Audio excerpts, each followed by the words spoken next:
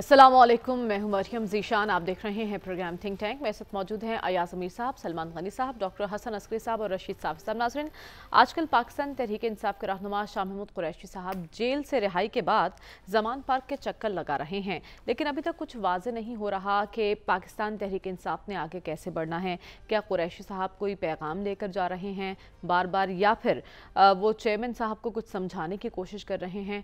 उनकी ये आनिया जानिया पार्टी को मुश्किलात से निकालने की कोशिश है या फिर मामला कुछ और है? आज हम इसी पर बात करेंगे। तो अया साहब, कुरैशी साहब किस मिशन पर हैं? आपने कॉलम भी लिखा है आज इस पर, आपके इल्म में है वो क्या पैगाम लेकर जा रहे हैं वहाँ? देखिए, मैं पटवारी का लफ्ज़ इस्तिलाहन मेटाफोरिकली इस्तेमाल कर रहा हूँ। तमाम पटवारियों के लिए बुरी खबर है, तमाम मरियम औरंगज़ेबों के लिए बुरी खबर है, तमाम जो मरियम औरंगज़ेब शायद बनने की जुस्तजू में हैं उनके लिए बुरी खबर है। कोई अर्जी लंदन जाने के लिए सेहत की बुनियाद पे या कोई और वजह से नहीं दी जा रही। कोई सरूर पैलेस जद्दा की अर्जी नहीं दी जा रही कि हमें वहाँ जाने दिया जाए। जैसे शहबाज शरीफ साहब ने वो एक परवेज़ मुशर्रफ साहब के ज़माने में एक दी थी, तो उन्होंने कहा था फौज जो हमारे हकाम थे कि नहीं, आपके सिर्फ दस्तखतों पे यकीन नहीं है। उन्होंने कहा जी हम, तो वो डॉक्यूमेंट मौजूद है। उन्होंने हर सफ़े पे ऊपर भी और ये भी कहा कि जो मेरी कमर में, वो एक उनका एक स्ट्रेटिजिक उनका वो बैकबोन का है वो, कि मेरी कमर का दर्द है, मुझे इलाज अमेरिका कराने दिया जाए। ब्रिगेडियर न्याज हुआ करते थे हमारे चकवाल वाले, अल्लाह उनको गरीक रहमत करे। उनकी विसातत से इनको थोड़ी आसानियाँ पैदा हुई। सऊदी अरब में इनको पासपोर्ट दिए गए और वो चले गए वहाँ पे। ये कोई अजीब ढीठ हड्डी के बने हुए हैं, कोई दरख्वास्त नहीं आ रही। और ये जो है परवेज़ इलाही, भाई परवेज़ इलाही साहब की सियासत और हुआ करती थी, इनके असर से उनका जो है मिजाज बदल गया है। वो बगैर चटाई बगैर उसके सोए हुए हैं, वो कोई ऐसी चीज़ नहीं कर रहे। पीटीए जो जाले हैं, वो नाम अब क्या लूँ, शायद आप पे वो गिरां गुजरे। मैं उमर सरफराज चीमा का नाम लूँ तो आप पे बिजली की तरह वो गिरे। मैं अगर वो उन ख़वातीन का नाम लूँ, वालिया हमज़ा फलाना जो हैं, यास्मीन राशिद, वो आपको भारी लगेंगे, क्यों नाम ले लिया है, तो मैं उनका नाम नहीं लेता। ये सारी की सारी, और ये इनको आप ये देखें, ये पुलिस वैनों से अपना कदम नीचे लगती हैं, वी का निशान, मुस्करा रही होती हैं। वहाँ पे इन्हें सख्त तरीन हालात में रखा हुआ है इस मौसम में। हब्स है, गर्मी है, अजीब बात है। हम जैसे हों, हम भी अपने आप को जाला समझते हैं। हमें आधी रात ना हो तो आप जिस प्रेस कॉन्फ्रेंस का कहें, हम प्रेस कॉन्फ्रेंस करने के लिए तैयार। ठीक, आप जिस कागज पे भरा हुआ हो सफेद, हम करने को तैयार। वहां जाने से पहले नहीं, पर आप हमें पहुंचा दे। हम कहेंगे जुनाबे वाला, आपने जो तहरीर लिखनी है लिख दें, जो आपने स्क्रिप्ट हमें देनी है हमें दे दें, जो आपने हमसे तारीख पाकिस्तान मिलिट्री हिस्ट्री आपने हमसे पढ़वानी है आप वो पढ़वा दें। यहाँ पे कुछ नहीं हो रहा, नहीं कर रहे। और ये अजीब अजीब ये दास्तानें हो रही। मेरे वो ज़िला चकवाल के जो हैं, वहाँ पे कचरा सारा निकल रहा है। ये जो है, ये जमात जो इनकी है, जैसे भी है वो जो भी है इनकी जमात, सारा कचरा निकल गया। और वो बीच में वो जो असली गुड़ नहीं रह जाता, वो यहाँ पे रह गया। मेरी एक आपसे मैं एक वो दरखास्त कर राय देना चाहता हूँ।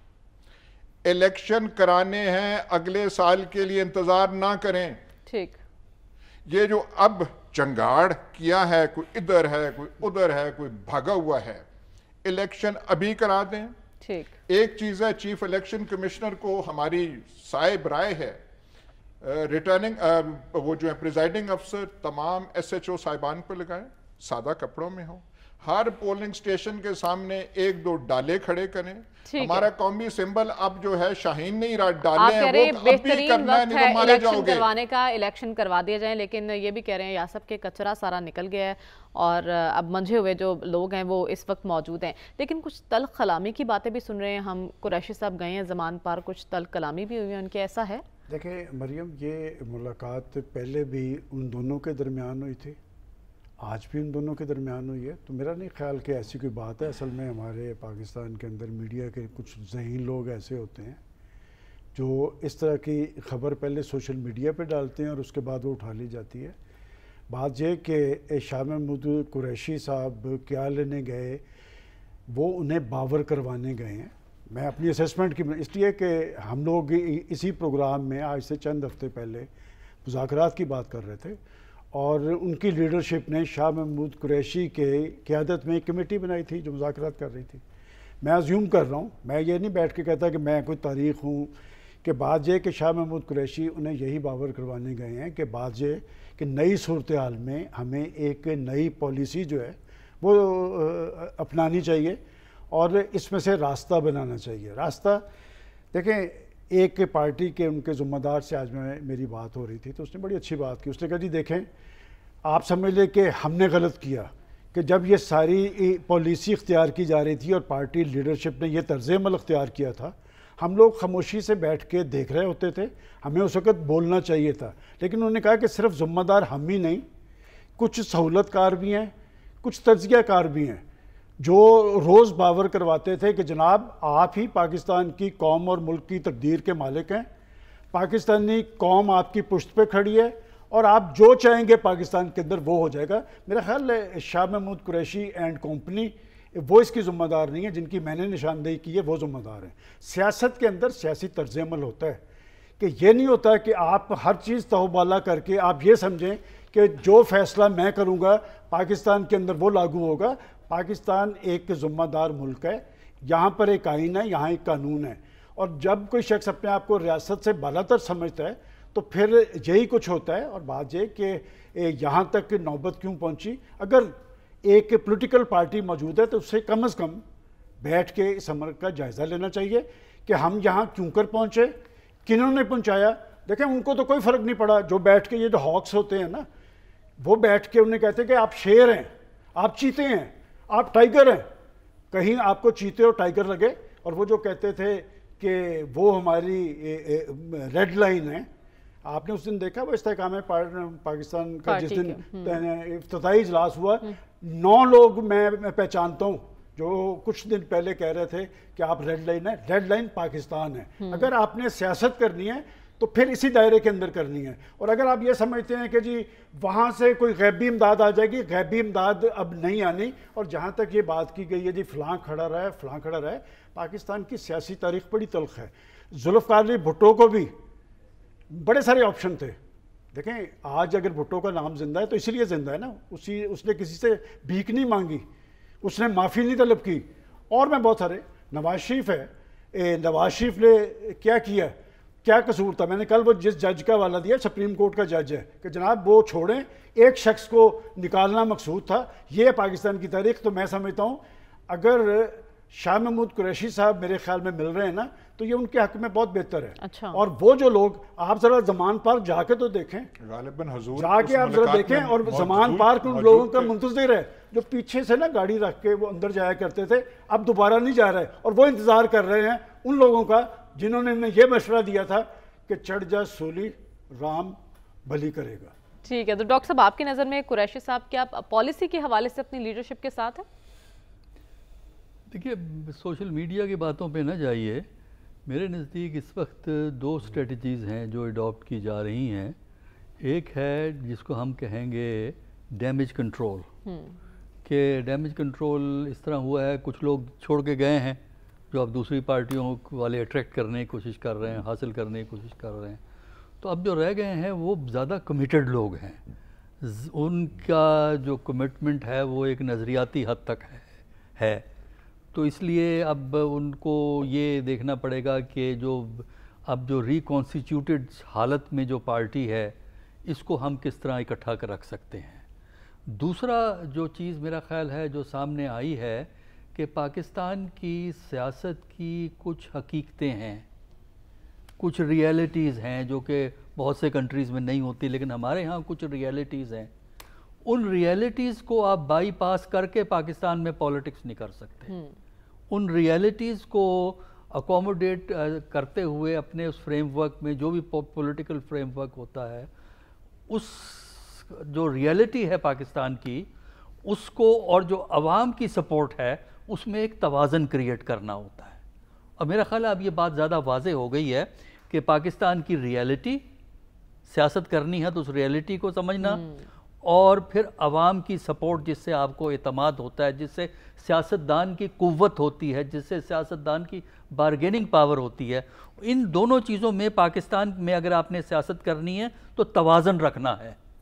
اور میرا خیال ہے کہ یہ پوائنٹ بھی اب بڑا کلیئر ہو گیا ہے، اور اب میرا خیال ہے آئندہ جو نئی اسٹریٹجی آئے گی اس میں اس توازن کا خیال رکھا جائے گا، اور اس کے ساتھ ساتھ آپ کے جو لوگ آپ کے ساتھ جو ہیں ان کو اگر آپ آگے لے کے چلتے ہیں، اور اگر امیجیٹ الیکشنز ہو جاتے ہیں تو پھر اس میں پتہ لگے گا کہ ووٹر کدھر ہے اس وقت. کیونکہ ہم جو اس وقت جو بات کر رہے ہیں وہ ہم لیڈرشپ لیول کی بات کر رہے ہیں. عام آدمی اس لیے بات نہیں کر رہا اس پہ کہ اس کے اپنے اقتصادی مسائل اس قسم کے ہیں، اس قسم کی مشکلات ہیں اس کی، کہ اس کو تو موقع ہی نہیں ملتا کہ وہ سمجھ کے کچھ اور بات کرے. اور ظاہر ہے کہ وہ اس کی تنقید حکومت وقت پہ ہوگی، چاہے کسی کی حکومت ہو. اور اس وقت پرائس ہائیک کی جو بنیادی ذمہ داری جو ہے وہ حکومت وقت پہ آتی ہے، کیونکہ انہوں نے ٹھیک ہے سیلری بڑھا دی بجٹ میں، لیکن اس کے ساتھ ساتھ پرائس کنٹرول نہیں وہ کریں گے، کیونکہ جن لوگوں نے پرائس بڑھانی ہوتی ہے وہی تو اس پارٹی کے ووٹر ہیں. سب سے بڑا مسئلہ تو یہ ہے مارکیٹ فورسز جو ہیں، مڈل لیول کا جو آڑتی ہے، بزنس مین ہے، وہی تو ووٹ دیتا ہے جا کے موجودہ رولنگ پارٹی کو. تو اس لیے ان کو یہ چاہیے کہ بجائے کہ یہ جو ہے نا جو کہنا چاہیے جو یہ آٹا یا گھی سستا بیچ رہے ہیں اپنی مخصوص دکانوں سے، پوری مارکیٹ میں اس پرائس کو کنٹرول کریں، تب ہے آپ کی ایڈمنسٹریشن.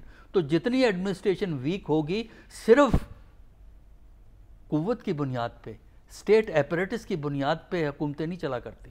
یہ سمجھنا بہت ضروری ہے. ٹھیک ہے، اہم پوائنٹ ریز کیا ڈاکٹر صاحب نے. لیکن صاحب بات ہو رہی ہے قریشی صاحب کی، کن مقاصد کے حصول کے لیے وہ زمان پارک کے چکر لگا رہے ہیں؟ آپ نے کوئی مسالہ نہیں ڈالنا اس میں، کوئی آپ بھی ڈال دیجئے. آپ ڈال چکے ہیں پہلے.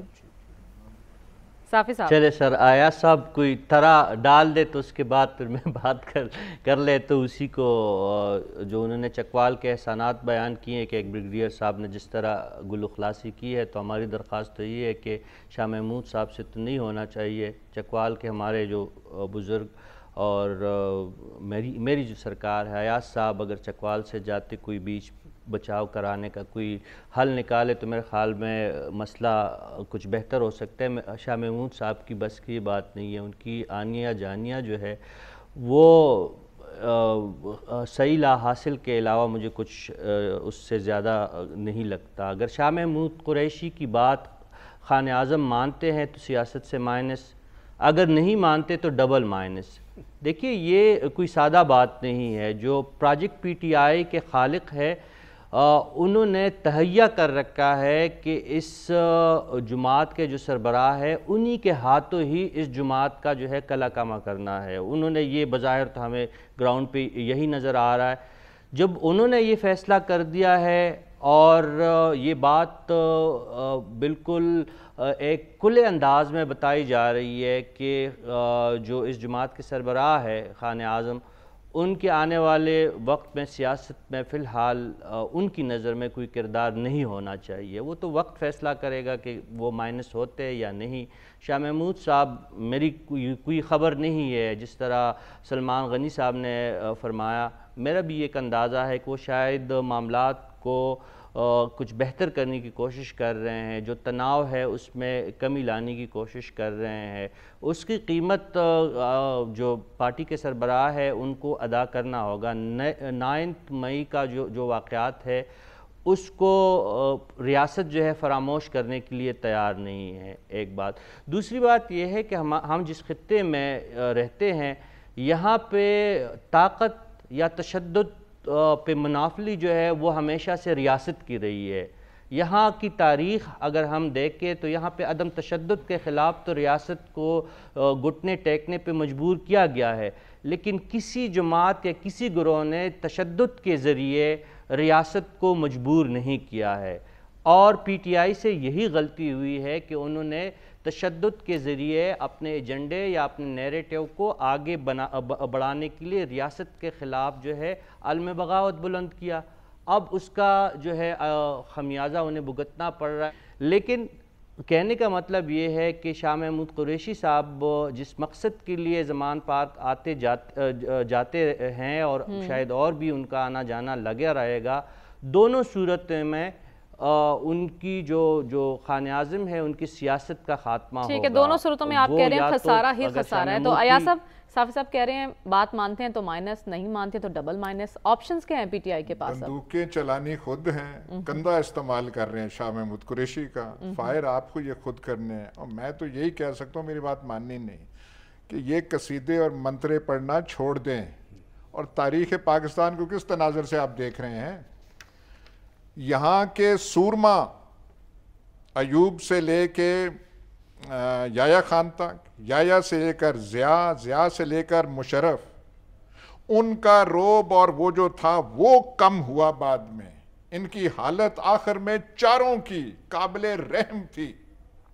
ضیاء الحق جب آئے تھے تو ملٹری کورٹس کا زور تھا، کوڑوں کا زور تھا، خوف وغیرہ تھا.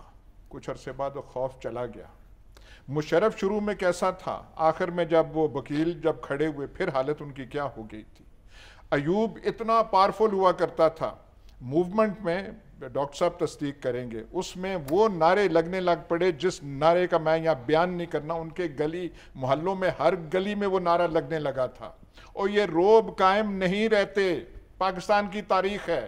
اس لیے میں کہہ رہا ہوں الیکشن کرانے اگلے 2-3 ماہ میں کرا لیں، نہیں تو ہوگا وہ جو ہماری گناہگار آنکھوں نے دیکھا. وہ جب پنجاب میں ضمنی الیکشن یہاں پہ ہوئے تھے، وہ منظر آپ نے نہیں دیکھا سارا؟ آپ تو گواہ ہیں، آپ تو ریاست کی گواہ ہیں، آپ کا وہاں پہ گواہی لکھی ہوئی ہے. یہاں پہ آ کے جو سبق پڑھائے گئے تھے، چھڑیں جی 12 سے گنتی شروع کریں، آگے سے کریں. اور جب وہ بائی الیکشن کی شام ہوئی، ہائے اللہ، وہ کیا الحفیظ علمان، وہ ہماری آنکھیں ترستی رہ گئی، ڈھونڈتی رہ گئی کہ کون سے وہ نقش قدم کس دروازے سے گئے ہیں. یہ جو ہمارے متحرک ساتھی ہیں، اور پورا فرنٹیئر اب بھی کہیں اور کھڑا ہے. ہمیں افسوس ہے کہ وہاں جو پختون قوم ہے وہ ہمارا غیور دانشور صافی صاحب کی بات نہیں مان رہے. یہ ایسے ہی کہتے رہیں گے نواز شریف جب آئیں گے تو یہ پھر ہو جائے گا. اور یار آ جائے نا، وہ جو چودھری نثار کا فیورٹ جملہ، میدان بھی حاضر ہے، گھوڑا بھی حاضر ہے. گھوڑا بھی ہے تو وہاں کریں نا، پر یہاں پہ بغیر گھوڑے کے بغیر میدان کے کریں، اگست سپتمبر تک کرا دیں. اس کے بعد یہ سارا جو ہے وہ روب چھپ چلا جائے گا، مشکل پڑ جائے گی. پھر وہ حالت ہوگی جو ضمنی انتخاب کی ہے. یا سب بار بار مشورہ دے رہے ہیں کہ فوراً الیکشن کرا دیں، لیکن ہم پی ٹی آئی کی بات کر رہے ہیں اور آپ نے کہا کہ کبھی کسی کی سیاست ختم نہیں ہوتی ہے. آپشنز کیا ہیں پاکستان تحریک انصاف کے پاس؟ دیکھیں، ایک تو میں بڑی معذرت کے ساتھ میں پورا لطیفہ تو نہیں سناؤں گا. وہ کسی نے ماری نا، ٹکر ماری، تو بعد میں اس نے کہا کہ میری آنکھیں بھی سرخ نہیں تھی، میرا ایکشن بھی درست نہیں تھا، اور میری دم بھی کھڑی نہیں تھی. اصل میں جیسے میں نے پہلے کہا نا کہ جی بات یہ کہ پارٹیز اگر زندہ ہوں، دیکھیں نا پولیٹیکل پارٹیز، پارٹیوں کے اندر جمہوریت ہو تو 9 مئی نہیں ہوتا. ابھی جو اقتدار کی بات کی گئی ہے کہ جی ان کی آخر میں کیا حال ہوا تھا، صدا اقتدار صرف اللہ تعالیٰ کا ہوتا ہے. اور باقی جن 3 کی مثال دی گئی ہے، یہ آپ کے ناظرین کو پتہ ہے، یہ 10-10 سال حکمران رہے ہیں. اور یہ جو آج جن کے بارے میں کہا جا رہا ہے نا وہ کھڑے ہیں، یہ سارے ان کی پارٹیز کے اندر موجود تھے. المیہ یہ ہے کہ جب ڈکٹیٹر آتے ہیں نا، وہاں پہ لائنیں لگا کے کھڑے ہو جاتے ہیں. جب برا وقت آتا ہے تو کوئی ساتھ نہیں کھڑا، اور جب پتہ ہوتا ہے کہ کوئی اقتدار میں آ رہا ہے تو پھر لوگ ان کی ٹکٹیں لینے کے لیے بے چین ہوتے ہیں. بات یہ کہ تحریک انصاف ایک پولیٹیکل پارٹی تھی اور میں وہ شخص ہوں جنہوں نے ان کی افتتاحی پریس کانفرنس اٹینڈ کی ہوئی ہے جس میں وہ بنی تھی. آخر یہ سارا کچھ کیوں ہوا؟ دیکھیں میں آپ کو جو بات کہہ رہا ہوں، شاہ محمود قریشی سے میرا کوئی تعلق نہیں ہے، لیکن مجھے پتا تھا، آپ نے نام لیتے جائیں، آپ شاہ محمود قریشی کو چھوڑے، اگر پرویز خٹک بھی جا کے ملے گا نا تو پرویز خٹک جا کے اسے یہ کہے گا کہ جناب ہم جس نیچ پہ پہنچ گئے ہیں ہمیں اپنی پالیسیز پہ نظر ثانی کرنی چاہیے. اسد عمر بھی جا کے ملے گا تو وہ یہی بات کہے گا.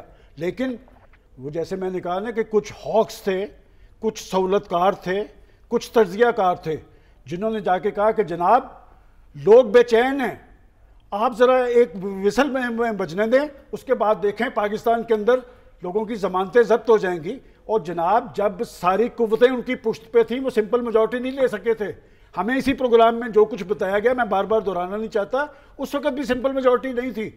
پھر وہ جہانگیر ترین تھا، اس کا طیارہ تھا، پھر وہ بھر بھر کے لا کے انہیں پٹے پہنائے گئے. اور پھر جب برا وقت آنا شروع ہوتا ہے وہ جو ساتھ لگاتے ہیں نا پھر وہ ہٹا بھی دیتے ہیں. بعد یہ خالصتاً آئینی تبدیلی کا عمل تھا. اگر قومی اسمبلی سے استعفے نہ دیے گئے ہوتے، اگر صوبائی اسمبلیاں نہ توڑی ہوتی تو آج اس تنہائی سے دو چار نہ ہوتے کہ زمان پارک کے میں روز گزر کے آتا ہوں، دو بندے بھی باہر نہیں کھڑے ہوتے، اور وہ جو پیچھے سے آ کے ملتے تھے آج خان صاحب خان اعظم ان کے بھی منتظر بیٹھے ہیں جنہوں نے مشورے دیے تھے. لہٰذا سیاست میں سیاسی طرز عمل ہوتا ہے. جو لوگ بھی سیاست میں انتہا پسندی اور شدت پسندی اختیار کرتے ہیں ان کا انجام یہی ہوتا ہے. جو اب بھی انہیں یہ بتا رہے ہیں نا کہ جی آپ الیکشن کروا کے دیکھ لیں، میں آپ کو مسلسل 6 ماہ سے ایک بات کہہ رہا ہوں کہ مقبولیت سدا نہیں ہوتی. یہ میں کہتا رہا یا نہیں؟ اور تو یہ بھی ثابت ہو جائے گا، انتخابات بھی ہو لیں. اور بات یہ کہ پھر لوگ کس لائن میں کھڑے ہوں گے وہ بھی آپ دیکھ لیں. اس کے لیے ضروری ہے نا کہ انتخابات کروائے جائیں. ڈاکٹر صاحب اس مشکل وقت میں اس پارٹی کی حکمت عملی کیا ہونی چاہیے؟ دیکھیے حکمت عملی وہی ہے جو میں پہلے عرض کر چکا ہوں کہ ایک تو یہ ہے کہ جو اب لوگ وہاں کھڑے ہیں جو زیادہ کمیٹڈ لوگ ہیں ان کو کنسولیڈیٹ کر کے پارٹی کو چلانا ہے. ایک تو یہ نسخہ ہے کہ جو لوگ موجود ہیں موجود، ایسی بات نہیں ہے، چاہے بہت سے بیچارے جیل میں ہیں.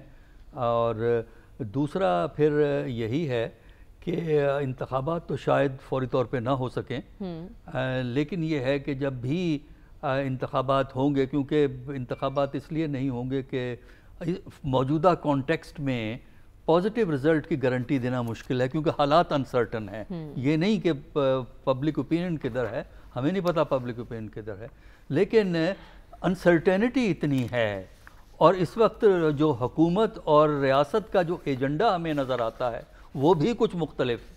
تو لہٰذا ان دو چیزوں کی موجودگی میں انتخابات نہیں ہوں گے. ایک دفعہ کانسٹیٹیوشن وائلیٹ ہو چکا ہے، ایک دفعہ پھر وائلیٹ ہو جائے گا، کوئی بات نہیں. ہمارے ہاں تو روایت ہے کہ کانسٹیٹیوشنز کو ہم سائیڈ لائن کر دیتے ہیں وقتی ضروریات کے تحت، مصلحتوں کے تحت. پہلے بھی ہوا ہے، اگر اب بھی ہوگا تو کوئی ایسی بڑی بات نہیں ہوگی. لیکن یہ ہے کہ یہ پارٹی جو ہے اگر یہ کنسولیڈیٹ کر لیتے ہیں تو میرا خیال یہ ہے کہ یہ ایک چیلنجنگ حیثیت کو اپنی قائم رکھ سکتے ہیں. لیکن یہ ڈیپینڈ کرتا ہے نا کہ جو گراؤنڈ ریئلٹیز ہیں ان کو سامنے رکھتے ہوئے نئی اسٹریٹجی کیا اڈاپٹ کی جائے گی، وہ ابھی ہمارے سامنے نہیں آئی ہے. وہ بات ابھی سامنے نہیں آئی کہ نئی اسٹریٹجی کیا ہوگی. صافی صاحب موجودہ حالات کے پیش نظر پی ٹی آئی اپنی پالیسی پر نظر ثانی کے لیے تیار ہوگی؟ مجھے تو نہیں لگتا کہ اگر آپ ایک شخصیت کے بارے میں پوچھ رہی ہے تو وہ ان کا مزاج تو ایسا نہیں ہے کہ وہ اپنی کسی بات سے پیچھے ہٹ جائے یا اس پہ نظر ثانی کرے. غیر لچکدار اور غیر سیاسی اور بلکہ یہ میں کہوں کہ غیر جمہوری رویوں کے حامل ہو رہے ہیں تو غلط نہیں ہوگا. یہ اگر نظر ثانی کے لیے تیار ہوتے تو یہ آج جو شاہ محمود صاحب آئے ہیں میڈیا کے سامنے وہ کچھ اشارے کے ناؤں میں بات کرتے کہ شاید کچھ نہ کچھ لچک دکھائی دے رہی ہے دوسری سائڈ سے، لیکن انہوں نے ایسا کوئی اشارہ نہیں دیا. اب آتے خیبر پختونخوا کی بات ایاز صاحب ہمیشہ سے کرتے ہیں. میں پاکستان تحریک انصاف کے ووٹ بینک سے ہرگز انکاری نہیں ہوں، کیونکہ زمین پہ موجود ہے وہ لوگ تحریک انصاف کے ساتھ جو ہے لگاؤ رکھنے والے لوگ اب بھی موجود ہے. لیکن جب آپ کی لیڈرشپ ہی اس صوبے میں نہ ہو، کہاں ہے پرویز خٹک، کہاں ہے شاہ فرمان، کہاں ہے اسد قیصر، کہاں ہے محمود خان، کہاں ہے مراد سعید، میں کس کا نام، ضیاء بنگش کہاں ہے آپ کے باقی اتنے بڑے جو وہاں پہ نام ہے، وہ اعظم سواتی صاحب کہاں پہ ہیں، مجھے تو نہیں پتا کہ ان کی موجودگی کہاں پہ ہے۔ یہ جو آپ ووٹ بینک کی بات کر رہی ہیں، جس طرح راتوں رات کسی کی جو آپ ہائبرڈ انداز میں مقبولیت کو بڑھاتے ہیں، تو اسی طرح راتوں رات وہ مقبولیت غیر مقبولیت میں بھی تبدیل ہو جاتی ہے۔ لوگوں میں احساس محرومی بہت جلدی پیدا ہوتی ہے۔ پختونوں کا تو بڑا ذکر کیا جاتا ہے، آج بھی 17-18 لوگ صرف جنوبی اضلاع میں بنو، کوہاٹ، کرک، وہاں پہ باد و باران سے ان کی شہادتیں ہوئی ہے۔ آپ کا میڈیا جو ہے، ہمارا جو میڈیا ہے، اس نے اس کو کتنی اہمیت دی ہے۔ آپ اگر لوگوں کو اہمیت نہیں دیتے، اپنے ووٹ بینک کا خیال نہیں رکھتے، تو آپ کے ساتھ ہمیشہ کے لیے نہیں رہتے۔ مقبولیت بھی دائمی نہیں ہوتی اور غیر مقبولیت بھی دائمی نہیں ہوتی سیاست میں۔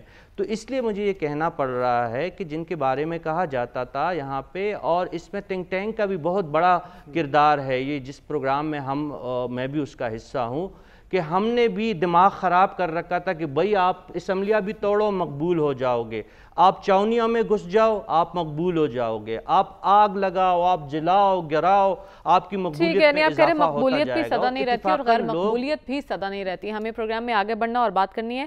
اسحاق ڈار صاحب کل بجٹ پیش کرنے کے بعد آج خاصے پر امید اور کانفیڈنٹ دکھائی دے رہے ہیں۔ ان کا کہنا ہے کہ گراوٹ رک گئی ہے، ہم مستحکم ہیں، پاکستان ڈیفالٹ نہیں کرے گا۔ کیا واقعی خطرہ ٹل چکا ہے ڈیفالٹ کا؟ اسی پر بات ہوگی اس بریک کے بعد۔ سٹے ود اس۔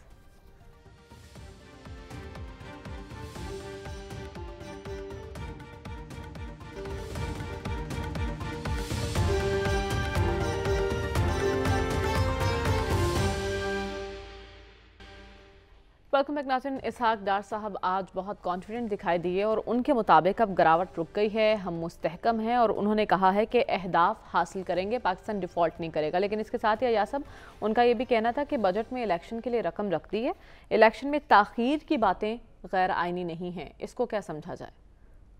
یار اس سارے ڈھانچے کو تو دیکھیں، پی ڈی ایم فلانا، یہ بڑی توپیں، مولانا فضل الرحمان، شہباز شریف، وہ اگر بات آپ کی آخری دفعہ آپ کا اسحاق ڈار ہی رہ گیا اور آپ نے اسحاق ڈار کی بات کرنی ہے تو پھر اس کو رہنے دیں، اس سارے معاملے کو۔ یہ کون سے چلے ہوئے کارتوس جو ہیں، جو لندن سے جو احکام آئے، اور ان کو اس سے پوچھ لیں میں جو دل کی بات ہے، اور یہ جو جاتے ہیں یہ ہمیں دل کی بات بتاتے نہیں ہیں۔ شہباز شریف ان کے بارے میں کیا کہتے ہیں، چھوڑ دیں اور کسی چیز کو، اور میں حلفیہ کہہ رہا ہوں، میں کوئی وہ، میں آپ کو اپنی رائے نہیں دے رہا، میں آپ کو انفارمیشن دے رہا ہوں۔ اور شہباز شریف اس کے بارے میں کیا کہتا ہے، مذاق اڑاتے ہیں اس کا، وہ لندن سے کھڑا ہوا جو ڈیفالٹ نہیں ہے، اور میں سلوٹ میرا جاتا ہے تھنک ٹینک کو، ہائے ہائے ہائے، وہ تعریف کے جو ہے زاویہ آپ کیسے کیسے نکالتے ہیں یار۔ کل جو ہے وہ جیسے کرچھا نہیں مارتے، نیچے سے گھی نکلتا ہے، اور میں کہوں گا کہ ڈیفالٹ سے ہم بچ گئے ہیں، اور یہ ہے، اور پیازوں کے ایلسیاں تو آپ کھول نہیں سکے، ادرک کی جو وہ کنٹینر تھے وہ تو آپ کھول نہیں سکے، آپ کا وہ جو ہے امپورٹ کر کے آپ نے جیسے وہ کسی مریض کو سکا دیتے ہیں نا، آپ نے اپنی معیشت کو اتنا کر دیا ہے، تو اور کون سی ڈیفالٹ ہوتی ہے آپ کے پاس 4 ہفتے کے زیادہ آپ کے پاس امپورٹ کے پیسے نہیں ہیں۔ آئی ایم ایف کہتا ہے ایکسٹرنل فائنانسنگ گیپ آپ پورا کریں گے تو پھر ہم وہ دیکھیں گے۔ ابھی بھی ان کو 2 بلین 3 بلین وہ جو ہے وہ جو ایکسٹرنل فائنانسنگ گیپ ہے، اور یہ جو کہتے تھے ہمارے تعلقات ذاتی قطر سے، ذاتی سعودی عرب سے، اور $3 بلین 2 بلین ڈالر ان سے لائی نہیں جا رہی، یہ خامخواہ کی کون سی کہانیاں یہ سنا رہے ہیں۔ اکانومی جو ہے آپ کی، جو آپ نے انٹرسٹ پیمنٹ دینے ہیں، انٹرسٹ پیمنٹ جو ہے اس کے لیے آپ کا ریونیو نہیں ہے۔ اور ایک اور بات میں کھل کے نہیں کہہ سکتا، یہ جو 35% جو انکریز ہوئی ہے یہ کہاں سے ہوئی ہے، اب میں کھل کے نہیں کہہ سکتا۔ اب میں کون سا فائنانس منسٹری کی بات کروں، سیالکوٹ کی بات، رہنے دیں اس کو کہ وہ کہاں سے آئی ہے، وہ اٹھا نہیں سکتے بوجھا، اتنی بڑی آپ نے انکریز کر دی ہے، اور کس کس کی انکریز ہوتی ہے وہ سارے ہم سمجھ پاتے ہیں۔ تو یہ کس کو یہ بتا رہے ہیں؟ اور ہم ہیں، لیکن ہائے کیا ہمارا ہے پہلے جی انہوں نے کہا ڈیفالٹ نہیں ہوگا، یہ نہیں ہوگا، رگڑ کے لگے ہوئے ہیں وزیر اعظم فون پہ، وہ گورگیواس جو آئی ایم ایف کی بات کر کے بھیک مانگ رہے ہیں کہ وہ کر دیں ہمیں آئی ایم ایف کا پروگرام وہ کر. آپ نے اس سال آپ کی ایکسٹرنل فائنانسنگ ریکوائرمنٹس $35 بلین ہیں. ٹھیک ہے، آپ مجھے بتا دیں یہ صرف بڑھ کے مار رہے ہیں. تو سلمان صاحب ان دعووں میں کتنی حقیقت ہے، کتنی صداقت ہے جو اسحاق ڈار صاحب کہہ رہے ہیں؟ دیکھیں ایک بات تو جو دیوالیہ پن کی ہے نا، وہ تو پاکستان کے اندر پچھلے 6 ماہ سے ایک پارٹی مسلسل کہہ رہی تھی، اور پھر شوکت ترین کی ٹیلی فون کال موجود ہے کہ وہ جان بوجھ کے منظم انداز کے اندر پاکستان کو دیوالیہ پن سے دوچار کرنے کے لیے سرگرم تھے. اس سے بڑی تو کوئی ثبوت نہیں کہ اپنے وہ وزرائے خزانہ کو کیا کہا جا رہا تھا کہ آپ ایک لیٹر لکھیں اور ان سے کہے کہ ہم ان کے ساتھ تعاون کرنے کے لیے تیار نہیں. پھر پاکستان کے لوگوں کو بتایا جا رہا تھا کہ پاکستان سری لنکا بن چکا ہے. پاکستان نے دیوالیہ پن سے دوچار نہیں ہونا. اور یہ جو آئی ایم ایف کی بات کی جا رہی ہے نا، بات یہ کہ بڑا کلیئر کٹ تھا کہ انہیں میسج دیا گیا کہ آئی ایم ایف یا سی پیک ایک کا انتخاب کریں، اور وہ مسلسل پاکستان کو بلیک میل کر رہے ہیں. اب جو بات میں ایک آپ کو اعداد و شمار دیں، 2017 میں پاکستان کی معیشت 24ویں نمبر پہ تھی، آج 47ویں نمبر پہ ہے. اور اگر 2017 میں 24ویں میں کیوں تھی اور آج کیوں آئی، وہ جب پروجیکٹ لانچ کیا گیا اس کے بعد سارے زاویے نیچے جانا شروع ہو گئے. کیوں کر ہوئے، کون کون اس میں شریک تھا، اور پھر سی پیک آتے ہی کس نے کہا تھا کہ اس کو معطل کر دیں. اور آج بھی جو صورتحال ہے، دیکھیں میں بار بار یہ بات کہتا ہوں، یہ ساری لڑائی ہی سی پیک کی ہے. کس نے جا کے امریکہ کو سی پیک کے معاہدے سارے دکھائے تھے، کیوں کر دکھائے تھے؟ اور یہ خواہش کسی کی پوری نہیں ہونی. البتہ میں یہ بات ضرور کہوں گا کہ جی بات یہ کہ پاکستان کی پولیٹیکل فورسز اور منتخب حکومت کو دیکھیں، انہوں نے 35% سیلریز میں اگر اضافہ کر دیا. میرا انٹریسٹ یہ تھا کہ جی پاکستان کے حکمران اور پاکستان کی اشرافیہ نے اپنی مراعات اور اشرافیہ پہ کس حد تک کٹ لگائے. دیکھیں بات یہ کہ شہباز شریف صاحب سے بہت ساری توقعات تھی، اور انہوں نے مجھے بار بار کہنا اچھا نہیں لگتا کہ ناصر کھوسا صاحب ایک بڑا ریزنیبل بیوروکریٹ ہے، اس کو آج سے 2.5 ماہ پہلے اس کام پہ لگایا، اور صرف اپنے کیبنٹ، اور پتہ نہیں وہاں پر بھی پوری طرح امپلیمنٹ ہوا ہے یا نہیں. جو باقی طبقات ہیں، جب تک آپ پاکستان کے حکمران ٹولے اور پاکستان کی اشرافیہ کی مراعات اور عیاشیوں پر آپ قدغن نہیں لگائیں گے، پاکستان معاشی طور پہ استحکام کی منزل پہ نہیں پہنچ سکتا. اور معاشی استحکام کی طرف جانے کے لیے آپ کو سنجیدگی اختیار کرنی ہوگی. یہ جو پچھلے ماہ واقعہ ہوا ہے، اس سے کیا پاکستان کی معیشت پر اچھے اثرات ہوئے ہوں گے؟ دیکھیں اعداد و شمار آپ کچھ بھی دکھاتے جائیں، جب تک پاکستان کے اندر سیاسی استحکام قائم نہیں ہوگا، جب تک پاکستان کی پولیٹیکل لیڈرشپ پاکستان کے مفادات کے حوالے سے سنجیدہ نہیں ہوگی، اور جب تک آپ کی جمہوریت کے ثمرات عام آدمی تک نہیں پہنچے گے، پاکستان کے اندر سیاسی استحکام نہیں آئے گا. انتخابات آپ کروا لیں. دیکھیں بات یہ، اب میں پوچھنا چاہتا ہوں کہ 20 سال سے ہر انتخاب میں دھونس اور دھاندلی کے نعرہ کون لگاتا تھا، اور پاکستان کی تاریخ کے سب سے بدترین بات ہو رہی ہے، دعویٰ یہ کیا جا رہا ہے کہ ہم مستحکم ہیں، اور پھر یہ بھی کہا جا رہا ہے کہ ہمارے پاس پلان بی بھی موجود ہے. یہ پلان بی ہے کیا؟ ڈاکٹر صاحب سے جانوں گی اس بریک کے بعد. سٹے ود اس.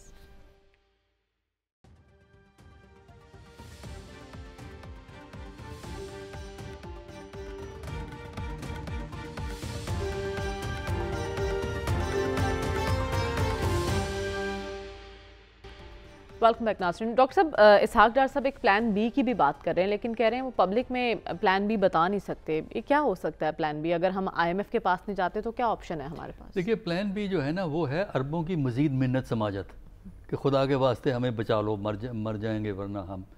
دیکھیے اصل میں تو پلان بی کوئی نہیں ہے. جو بجٹ جو دیا گیا ہے، جس کا آج انہوں نے ڈیفینڈ کیا ہے اس کا پریس کانفرنس میں، اور دلچسپ بات جو پریس کانفرنس میں میں نے نوٹ کی، جب ان کو کسی بات کا جواب نہیں سوچتا تھا تو وہ پنجابی میں پھر ایک ہلکی سی گفتگو کر کے سوال کو ٹال دیا کرتے تھے. دیکھیے جو اس وقت کنسیشن دی گئی ہیں بجٹ میں، وہ پاکستان کی اکانومی سسٹین نہیں کر سکتی، اور یہ بجٹ 1 سال نہیں چل سکتا. دیکھیے میں آپ کو بتاؤں، سب سے بڑا آئٹم ہے آپ کا ایکسٹرنل لونز اور اس کا انٹرسٹ. ذرا اس اماؤنٹ کو تو دیکھ لیجئے نا، کہ آپ کا ریونیو کتنا ہے جو آپ نے پروجیکٹ کیا ہے، یہ نہیں جو آپ نے حاصل کیا ہے. پروجیکٹ کیا ہے وہ کتنا ہے. سب سے بڑا آئٹم ہے آپ کا یہ ایک باہر کے خرچے یعنی قرضے ان کے واپسی. اچھا اس کے بعد دوسرا آئٹم آپ کا ہے ڈیفنس ایکسپینڈیچر. تیسرا ہے آپ کا اسٹیٹ ایکسپینڈیچر یعنی سیلریز اور گورننس کی کاسٹ, بیوروکریسی کاسٹ, اسٹیٹ چلانے کی کاسٹ. یہ جب ساری اماؤنٹ آپ اکٹھی کرتے ہیں تو آپ کے پاس ہارڈلی بجٹ میں پیسہ بچتا ہے. اور آپ کا جو ویلفیئر پروگرام پہ جو ہوتا ہے وہ زیادہ تر خیرات پہ چل رہا ہوتا ہے, باہر سے جو پیسہ آتا ہے, کیونکہ آپ کے پاس ہارڈلی 20% بچتا ہے بجٹ آپ کے پاس. اگر آپ وہ ریونیو ٹارگٹ حاصل کر لیں تب آپ کے پاس 20% بچے گا. تو وہ ریونیو ٹارگٹ 92,000 بلین جو کہ پتہ نہیں کیا فگر ہے, وہ 92 ضرور اس میں آتا ہے, تو وہ آپ اچیو نہیں کر سکیں گے. تو اس لیے اس بجٹ کے اندر وہ سخت نہیں ہے کہ وہ باتیں سسٹین کر سکے. لیکن چونکہ یہ بجٹ الیکشن کا بجٹ ہے, اگرچہ الیکشن ہو یا نہ ہو, لیکن یہ کریڈٹ تو لینا ہے نا انہوں نے اگلے 8-9 ہفتے کے اندر کہ دیکھیے ہم نے عوام کو 35% دیا, ہم نے اتنے لیپ ٹاپ کا پروجیکٹ کیا, ہم نے فلاں چیز کی. کون جو بھگتے گا؟ وہ جو اس کے بعد حکومت آ رہی ہے, کیئر ٹیکر گورنمنٹ آ رہی ہے, وہ کہاں سے اس بجٹ کو جو ہے وہ چلائے گی. تو اور پھر یہ ہے کہ جو آئی ایم ایف کی جو بات کی جاتی ہے نا کہ آئی ایم ایف یا کیا سی پیک, تو اگر واقعی آئی ایم ایف والے آپ پہ سی پیک کے لیے پریشر ڈال رہے ہیں, آپ کے نیوکلیر پروگرام پہ پریشر ڈال رہے ہیں, تو پھر کیا ضرورت تھی کہ آئی ایم ایف کے پروگرام کو ستمبر سے جون 23 تک آپ لے کے گئے ہیں, ایکسٹینڈ کروانے کی کیا ضرورت ہے؟ یہ جو پروگرام تھا یہ سپٹمبر 22 کے اینڈ پہ یا اکتوبر کے فرسٹ ویک میں ختم ہو رہا تھا. ٹھیک ہے ڈاکٹر صاحب, ڈاکٹر صاحب نے ابھی جو بات کی ہے, صافی صاحب آپ کی نظر میں کیا لگتا ہے آپ کو زمینی حقائق سے مطابقت رکھتے ہیں جو اسحاق ڈار صاحب دعوے کر رہے ہیں؟ دیکھیے بہت ساری چیزیں تو اس حد تک آپ کا یہ جو آبجیکشن ہے یا جو سوال ہے کہ بجٹ میں کئی فگر ایسے ہیں جو زمینی حالات سے وہ مطابقت اس کا نہیں بنتا, لیکن پھر بھی یہ ایک ایسا بجٹ دینے کی کوشش کی گئی ہے جو 35% سرکاری ملازمین کے تنخواہوں میں اضافہ ہے. تو اس پہ تو میرے خیال میں ایاز صاحب کو سب سے زیادہ خوش ہونا چاہیے. میرا جس ڈسٹرکٹ سے تعلق ہے تو جہاں ان کا اشارہ ہے تو ہارڈلی وہاں پہ کوئی 2-3 ہزار لوگ بھی شاید اس سے مستفید ہوں گے, لیکن چکوال تو شہیدوں, غازیوں اور جانثاروں اور وطن پر مر مٹنے والی ایک ایسی سرزمین ہے جہاں پچھلے دن بھی ایاز صاحب ذکر کر رہے تھے کہ وہاں پہ ہر قبرستان میں ایک شہید کی قبر موجود ہے. تو اگر ان لوگوں کو کچھ سرکاری ملازمین کو فائدہ ہو رہا ہے تو میرے خیال میں کوئی جی میں اس حقیقت اعتراف کر رہا ہوں, تو سب سے زیادہ فائدہ میرے خیال میں ڈسٹرکٹ چکوال ہی کو ہوگا, اور خطہ پوٹوہار سے لے کر جہلم کا جو علاقہ ہے یہ 35% سب سے زیادہ اس علاقے کو فائدہ ہوگا. اللہ کرے آئی ایم ایف کے ساتھ معاملات بھی طے ہو جائے اور یہ جو اضافہ ہے یہ جو غیر سرکاری ملازمین ہے ان تک بھی یہ چیز جو ہے ان کی تنخواہوں میں بھی اضافہ ہو. لیکن ایک بات تو طے ہے کہ پاکستان نے دیوالیہ نہیں ہونا ہے. یہ جو پاکستان کے دیوالیہ ہونے کا جو پروجیکٹ ہے وہ فلاپ ہو چکا ہے, اور اس کے کئی وجوہات ہیں. اگر موٹی وجوہات میں بیان کروں, اگر خدا نخواستہ ایسی کوئی صورتحال بنے گی بھی تو امریکہ, چین سے لے کر امریکہ تک ممالک دوڑے چلے آئیں گے. پاکستان جیسے بڑے ملک اور جس کی ایک بڑی آرمی, جس کا ایک انتہائی جو بڑا ایک ایٹمی پروگرام, اس ملک کو بچانے کے لیے یہ ممالک آئیں گے. تو یہ بات تو ذہن سے نکال دیجئے گا. وقت ختم ہوا چاہتا ہے, ہم انشاءاللہ کل دوبارہ آئیں گے اپنے ناظرین کے پاس ایک نئے ٹاپک کے ساتھ. آج تک کے لیے ہمیں اجازت دیجیے, اللہ حافظ.